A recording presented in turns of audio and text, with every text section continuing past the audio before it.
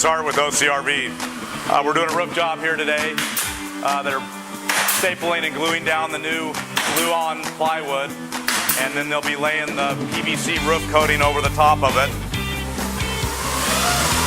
and putting all the moldings back on and sealing it up to get the customer down the road. So for all your roofing needs, RV repairs and service work, give us a call.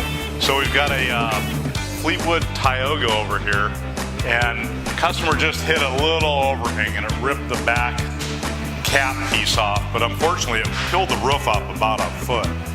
So what we always like to help the customers with, a lot of times something like that will go into a repair shop and they'll just do a local repair on the roof and then put it back together and reseal the roof in that area.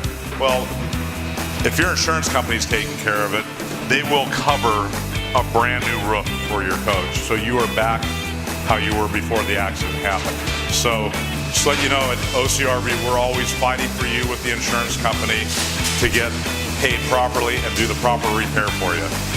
So if you have any problems with your RV, please give us a call.